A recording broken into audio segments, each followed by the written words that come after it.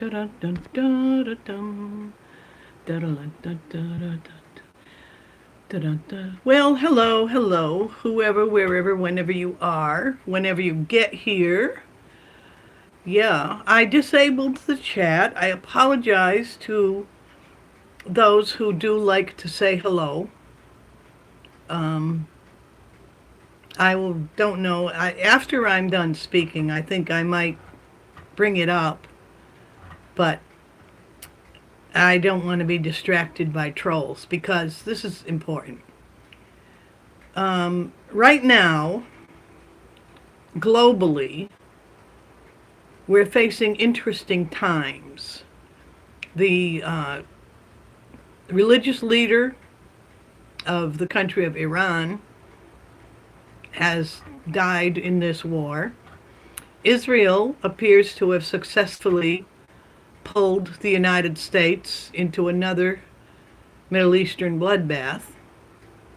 And domestically, here at home, what appears to be petty stupidity is actually far more important than most of us realize. If you look at my thumbnail, it's journalistic fair use.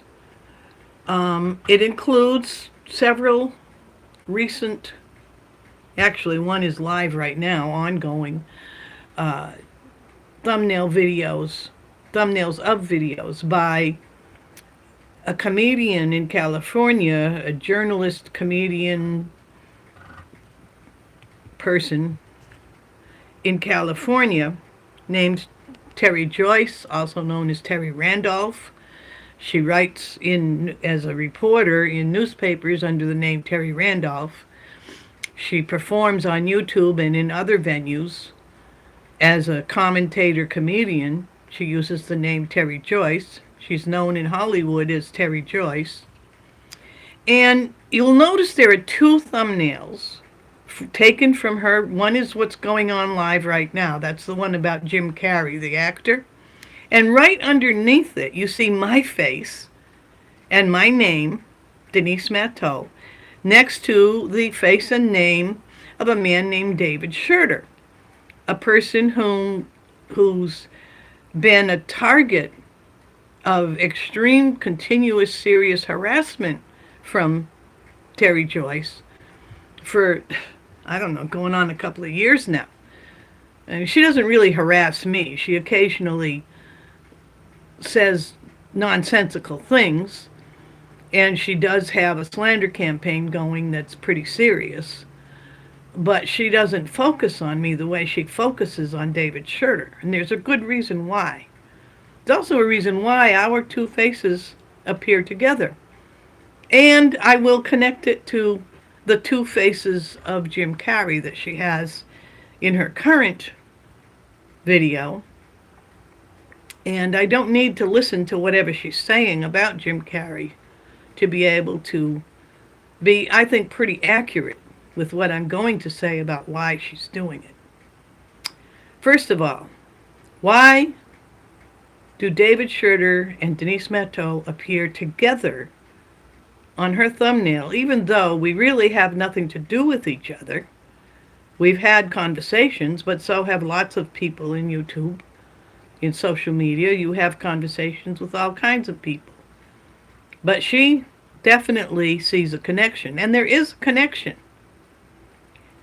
The only connection between me and David Schurter is a man named Neil Brick and an organization that was started by Neil Brick,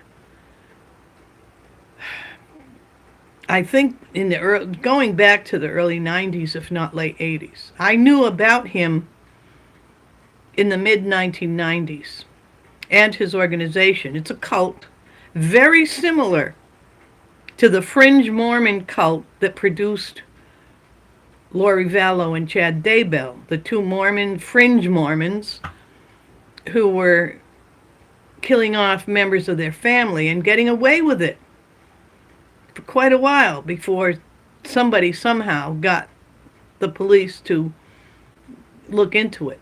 And why were they able to get away with it? Because inside families and in cults, when killings happen, the people around who would normally blow the whistle on what's happening are either too afraid or too confused to speak up. And if they do speak up, they're not, they're seen as cult members. So they're seen as like, oh, whatever's going on with those people is kind of weird anyway.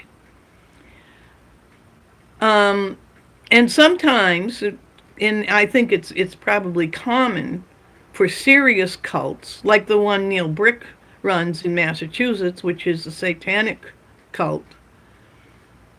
They place certain people kind of up front to disable anyone who might report what's going on. Yeah, I know I'm a little bit rambling here, but bear with me. So the connection between David Scherter and Neil Brick is that David Scherter is a man who was somehow convinced to write a book as a true confession of having grown up with satanic sexual abuse within his family.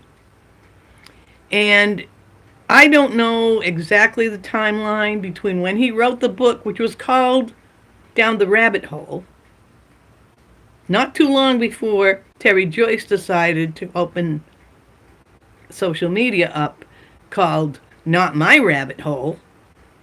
Very interesting connection there. Possibly just a coincidence. But anyway, somebody convinced Scherter to write this book. And Scherter has given 2 stories about it. His usual story is that it's a true confession of his real life. And he apparently really is a member of a family of people who were entangled with the Franklin Credit Union sex scandals when the Franklin Credit Union out in Omaha, Nebraska, was found to have been using orphan boys from the Catholic boys foster care service called Boys Town, and they were using them as young prostitutes with American businessmen. And a relative of David Scherter's was arrested in connection with that. So David Scherter claims that his story is the true story of growing up in that situation. But he's also said that he was persuaded to write it as fiction, but sell it through Neil Brick's group as true fact, that he would become a bestseller if he did that. He stated that in a clip that was shown on Lift the Veil, Nathan Stoltman's show, years ago. Okay, now what do I have to do with Neil Brick? Neil Brick has, or he had, I don't know exactly if it's still there, but his headquarters of his group called SMART, Satanic, it's an acronym for something having to do with satanic ritual abuse. But it was based in Chicopee, Massachusetts. That's where his office was.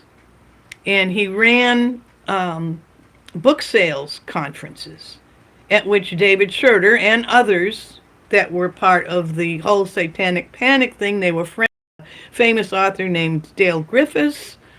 And the problem with the whole satanic panic issue is that it was real. It was real, but it was either incompetently or deceptively presented in such a way that the reality of this kind of sexual abuse was lost in the sensational scandal of speaking about it. And Neil Brick is one of the people who engineered that loss by deliberately setting up ridiculous conferences and having ridiculous people present stories the world knew to be at least partially true, but making more um, credible people hesitate to speak up at all. One of those credible people was a friend of mine, the late Captain Thomas White, a Massachusetts State Police captain who was friendly with Neil Brick and some of these people in the mid to late 1990s, and who was trying to influence the satanic panic crowd with some respect and understanding of proper forensics.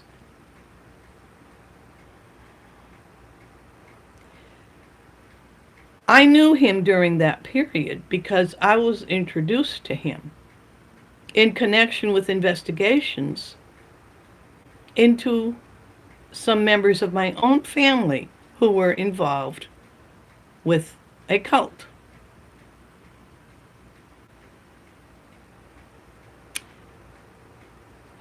I won't go into all the details there,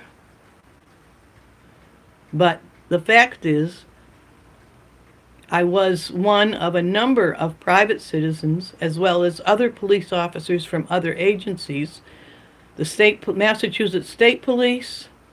There were a number of people in the animal control world because of the emergence of a certain type of animal torture that was noticed in Boston.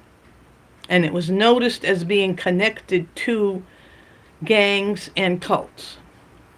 So this was an ongoing kind of large investigation that was going on.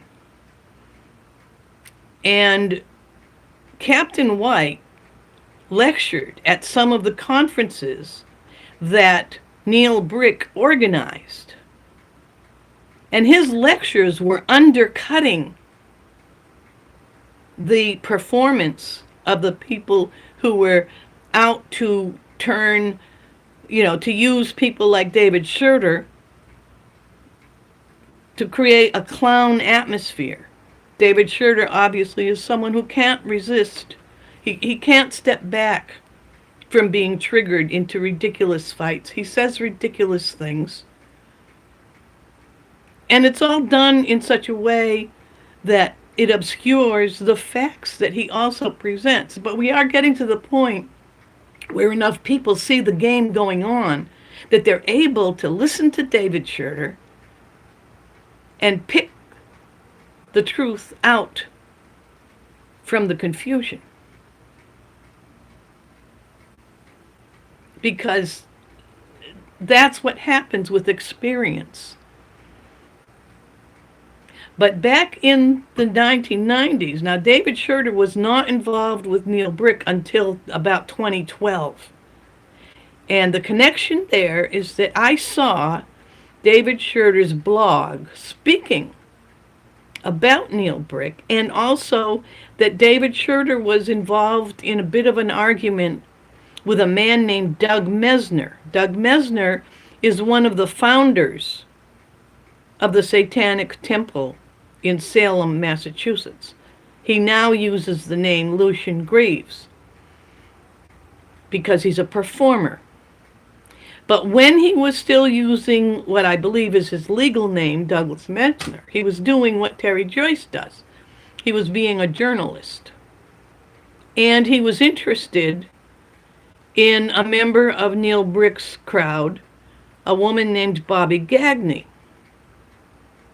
Bobby Gagne, you can find her name, Bobbi, first name, last name, Gagne. She was arrested around 2015 or 16, maybe a little later, in New Hampshire for embezzling money from a battered women's nonprofit group. And that's what she got caught for. She was doing a lot more than that. She actually stole everything Captain White had managed to gather.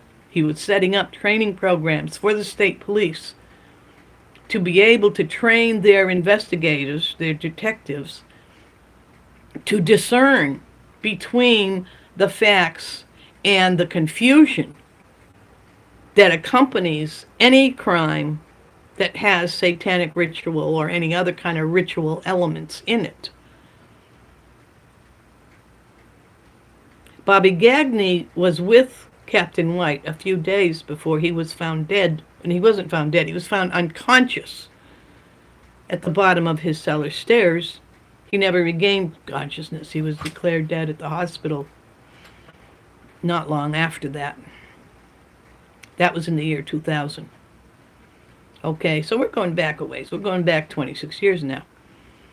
And then fast forward to 2012, and David Schroeder is just another recruit in the Neil Brick cult. And what Terry Joyce has been doing by antagonizing and poking at David Schroeder is taking advantage of what David Schroeder was told by Neil Brick to do. And they were actually also trying to get Captain White to do the same thing, but he wasn't cooperating. That might have something to do with why Bobby Gagne suddenly had to show up. She showed up with a woman named Zoe in his circle, like I say, a few days. Last time she was known to have been with him was within a week of his death. He was known to have been sick, but I didn't believe he was that sick. But anyway, he wasn't cooperating. I was in the circle of people who knew Captain White, and not people had reached out to me too, because of what my family had been in the newspapers for being part of. And these people knew why I was talking to Captain White. They knew that Captain White was actually working with a famous Jesuit priest, Father Mitch Pacwa of EWTN.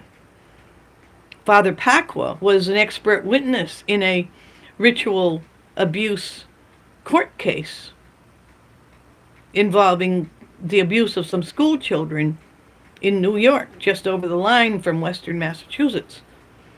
And Captain White was working with different people investigating that, trying to put together two things. One would be a way to educate the public to be able to understand, discern, and pick through these things whenever a crime happened, and also to develop that training program for police agencies.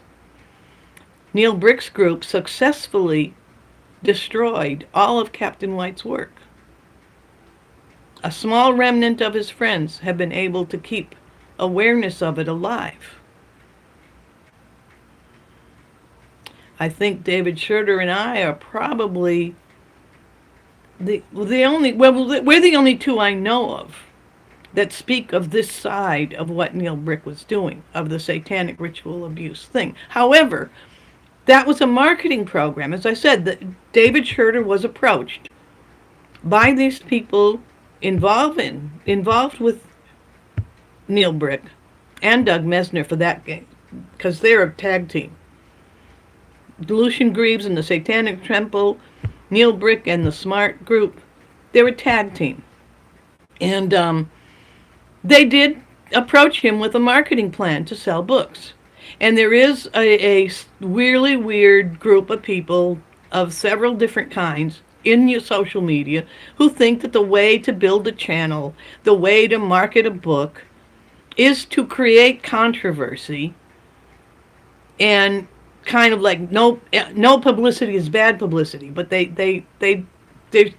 wrong. I mean, first of all, that might have been true a few years ago, but the general public has to be willing to play along with that idea. And most people are now much better educated to pick through these marketing things. It doesn't work anymore. But that doesn't matter to Dave Schroeder. He's still going to play the game with Terry Joyce to try to sell his book. She's part of the game with, using the mirror image rabbit hole titles. And she picks on me because they have to pick on anybody who shines a light onto the strategy. Okay, now let's look at that thumbnail above, the one that She's got her, I'm not even looking at her group now, what they're chatting about. If they're even aware that I'm on live now or not, I don't know and care. But she presents two images of the actor Jim Carrey in her thumbnail with the question of what's going on. It doesn't look like the same person. She's right. Those two images do not look like the same person. But there's something that I'm aware of about this. Some people now who have software and are, good tech nerds can probably take those pictures and run them through a software that will show which one might simply be artificial. But prior to and Terry Joyce is working very closely with people who are making deep fake images of all kinds of people. It's a criminal network that she's part of. But before this became the career opportunity that it is today, with the wide availability of image making software, this whole group that she is part of, going back to her days of Revolution Radio, her days with the Getty Museum guy, somebody Kelly or something, I forget the guy's name, one of the guys she slept with and did shows with and all that stuff, and all about, she being part of this whole circus of conspiracy theories, tunnels under the Getty, and all that other stuff. So that goes back 10 years at least with her, more than that even. And that crowd was pushing, always claiming that somebody was really somebody else, presenting images of different people and claiming that they were other people. And then there were times when we had to ask ourselves for sure, is this real or not? The problem is, of course, you can show two different pictures as she does in her thumbnail. And anyone looking at it could say, yeah, for sure, those are two different men. Those are not both Jim Carrey. But you have no way of knowing where those two pictures actually came from. Where does the deception begin? Is there actually somebody running around who's not Jim Carrey, pretending to be Jim Carrey? Or are there photographs being circulated to confuse people? Because this group was doing that. Anyone who watched the QAnon thing noticed that the QAnon cult aspect involved always claiming that people were not who they were. People who died were really alive. And just most people just ignored it. And after a while got tired enough of it that it kind of stopped being done because it wasn't getting anybody any clicks. But the professionals who make a real career of pushing this kind of thing, who manage to survive and make money, because Terry Joyce isn't like me, she's not living a quiet private life off a small Social Security check. She's carrying on a rather expensive career as a full-time college student, as well as putting a lot of time and effort into having all of her things across a wide range of social media platforms. I mean, it takes, for anyone to do what she is doing, it takes a lot of time and energy. On top of it, she's working as a reporter. I believe she's still working as a reporter for a college paper. She's working for this Department of Creative Nonfiction. So she's part of a program that's been put together by California elites, I guess you might say. I hate to use that word anywhere near her, but they do use useful idiots all the time. But somebody's behind that. And rolling this out with Jim Carrey, what just happened in the Mideast? What's going on with Netanyahu and Donald Trump? And the late Ayatollah Khomeini. I hope I'm pronouncing it right. I often get it confused with past imams. I'm not attentive enough to that, but their leader, their religious leader, has just been assassinated, and of course Iran is now vowing retaliation, and Donald Trump is responding in kind. But behind it, we're looking at a very serious satanic cult headed by Netanyahu. Netanyahu has the Third Temple cult, which Donald Trump is also part of. Donald Trump, I thought he was just being stupid when he didn't object to the Lubavitcher cult, which is a modern Jewish cult that has no more to do with actual ancient, going back to the time of Jesus, Judaism, has no more to do with that than fringe Mormons like the Daybell cults have to do with the gospel of Christ, even though they all call themselves Christian. Netanyahu has built his career in the state of Israel, the modern state of Israel, around this doomsday cult that is building the Third Temple. And anyone, you don't have to be a believer in anything. If you read the Bible and just read it for what it says, follow its own logic, the Third Temple is the temple of the Antichrist. It's a temple of Satan. There is no good Third Temple in the Bible. I mean, you can read a Stephen King novel and you know who the good guy and the bad guy is, even though you also know it's fiction. But you still know who the good guy and the bad guy is in the novel, okay? Not intending to disrespect the Bible, but I'm just pointing something out here. When you read it, you know who the good guy and the bad guy is on its terms. So anybody who supports the building of the Third Temple, particularly involving the clash, the inevitable clash between the mosque that stands on the Temple Mount and the place where they want to now build the temple, we know that's World War III.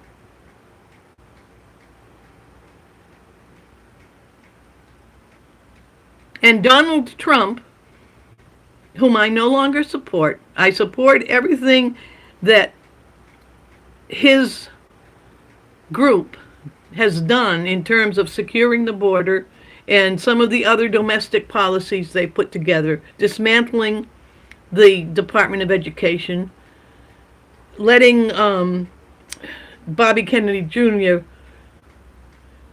go after the poisoned Food and Drug Administration people, all that stuff. I support all that stuff.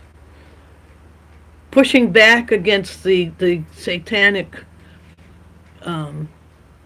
assaults on our children in the sports and school and arts by the so-called gay community. I support all of that.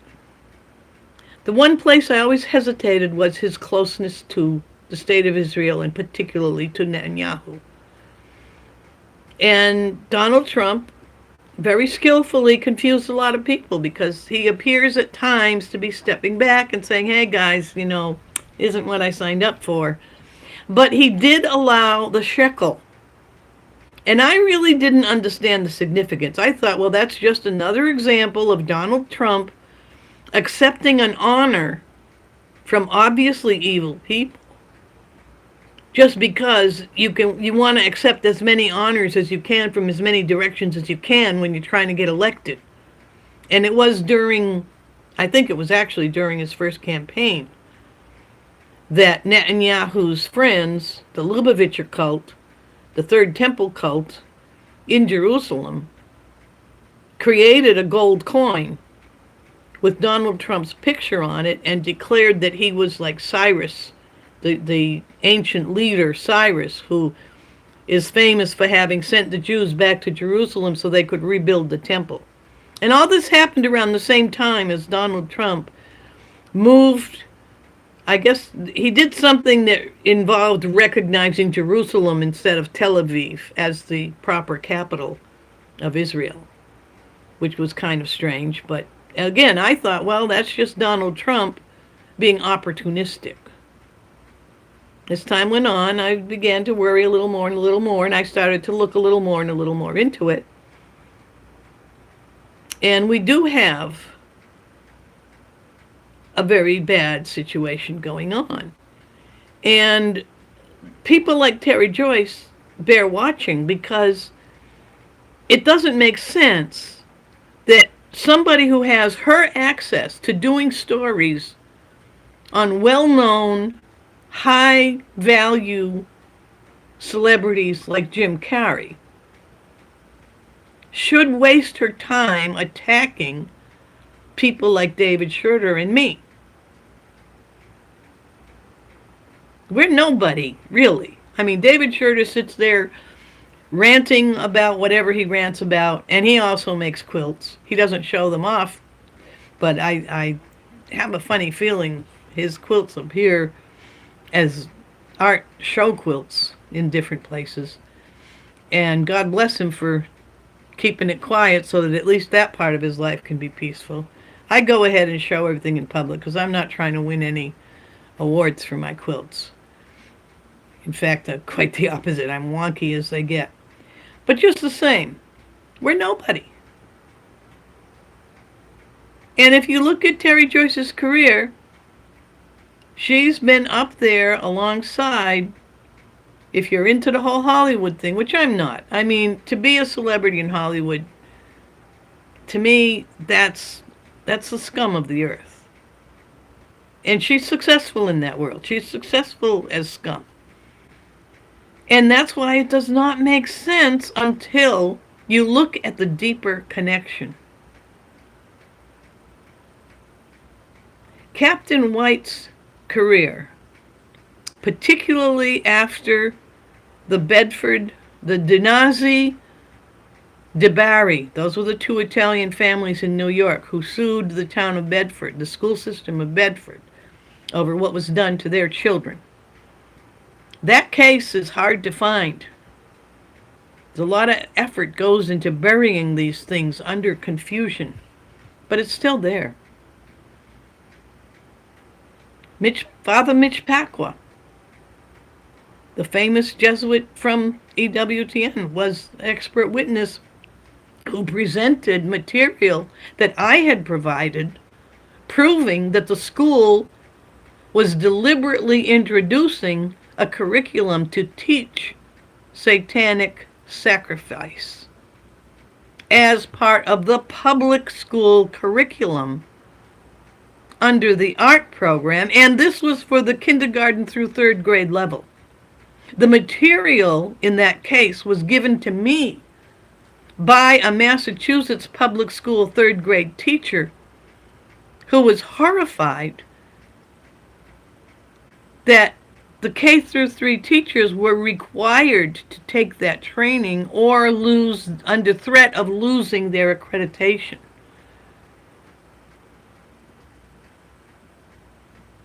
And he provided me with the actual syllabus for the courses that he was given as an attendee, which made it a legal court document, because you can't show up and say, I've got photocopies of the document the schools know.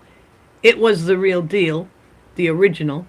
This was back in the 1990s. It was before any kind of internet stuff was going on.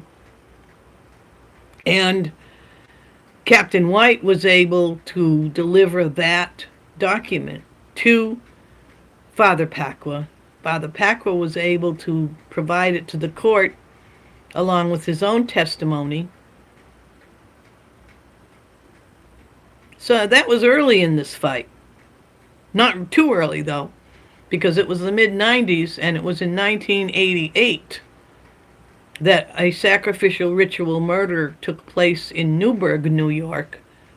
And that would be the murder of James Bernardo, 12 years old, on or near Halloween. His body was found a month later during the hunting season. Some hunters found it, but the death, he went missing the weekend of Halloween, and his death was considered to have happened that weekend. And it was definitely part of some kind of ritual activity. One of the people that Terry Joyce pals around with in Sewertown is a woman, uses the name Tacos, Cults, and Cats. She shows up under a lot of sock names. She play fights. Terry Joyce likes to play fight with her. She play fights with all these people. It's how they keep their whole thing going. And her real name is Colleen Dunco Carr. She was a teenager in Newburgh, New York, that same weekend. Her family, according to what she has said, it was when she was a teenager that her family moved to Texas. But she was a teenager with Newburgh roots. And she claimed, and this was weird because I was not speaking about this. In fact, I hadn't even completely put the whole thing together as to why the murder of James Bernardo would be significant in this particular group of satanic organization, religious organization. That really was a slow burn of understanding that happened over the years since then. But when I first realized I was being attacked by an organization here in YouTube, which was around 2016, 2017. It was in really 2017. Before that, yeah, I had run into trolls and things had happened. But I always chalked it up to the individual being a jerk. I hadn't really gone conspiracy with it and seen a coordinated campaign. But now, of course, it's undoubted. I mean, you can't escape seeing coordination with these people. And I lost the thread of what I was saying. Yeah, so it was, it took time for me to see that the murder of James Bernardo is connected. Oh, tacos, that's the thread I'm beginning to lose. When I first realized I was facing an organization was in 2017 when I received these bizarre emails from Jerome Corsi, another one who's way above my level. I mean, he may be a total jerk, but the fact is, he's been up there in the White House. He's in that level. He pals around with Catholic cult people. I'm Catholic, and I know about the cult system within the church. The Catholic Church, if you really want to study it, it has a very interesting structure of internal cults, which go in and out of favor with the Vatican depending on what's happening in politics. And Jerome Corsi is a big player in that, up to his eyeballs in financial scandals in Poland, of all places, with the Knights of Malta, which is a mafia-type Catholic, independent of all countries organization. Really weird cloak and dagger stuff. And that guy, suddenly I'm getting emails. Yeah, I thought, oh, this is somebody using his name. And I sent the emails to a couple of Thomas Schoenberger's friends. I didn't even know Thomas Schoenberger at the time. Hadn't even heard of him, actually. DeFango and Unirock. And now we're going back into the same circle as David Schroeder, because they're in the same circle with Nathan Stoltman. And they came up with, these are real. This is really from Jerome Corsi. And so, it was a mystery. And that crowd, actually, they tried to start all kinds of rumors. No, noticing, for example, that both Jerome Corsi and I are somewhat jowly, elderly people, they started joking around with us being somehow the same person. They actually tried to start rumors that I was the mother of somebody else that they were attacking. Not Jerome Corsi was one of their own, but the the playing with these faces, and then you've got Terry Joyce, who is very close to a felon who spent 6 years in prison, not the county jail, but actual prison, state prison. I forget which state it was, for felony home invasion attack on somebody. His name's Bobby Sarwalt. He uses, what names did he use? Captain Squirrely and other similar names. He's one of the Sewertown denizens. And of course there's this guy Daniel Dowd, D-O-U-D, who was arrested for aggravated sexual assault on an 8-year-old girl, which he admitted to. What he doesn't admit is what he said he admits to have done, that's what it would be called. No, he tries to pit, just like all these perverts, they try to present what they've done as something perfectly normal. And you say, no,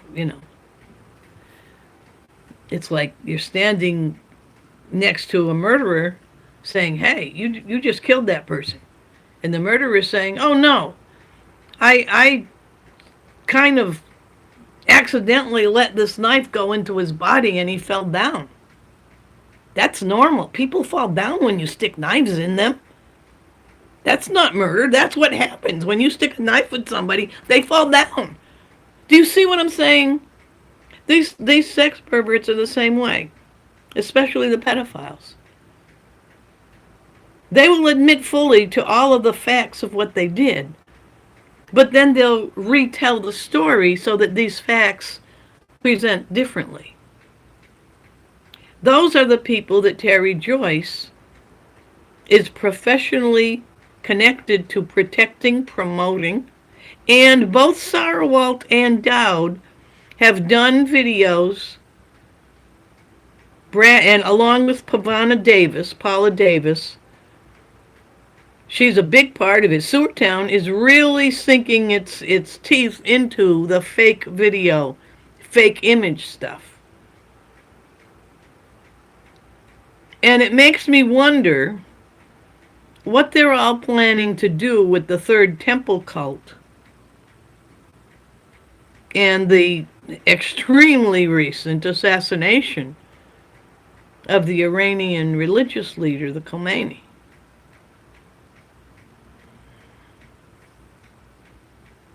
Well, I've left you all with enough rabbit holes to go down. I think I'm going to return to my Turkish soap operas and learn some more about the romantic intrigues of the Ottoman Empire back in the Victorian age. Thank you all for showing up. Special thank you to those who stuck around. Please don't forget to subscribe, like, share, do all that good stuff. And remember, God blesses some, has mercy on others, and to hell with the rest. Denise Matto, over and out.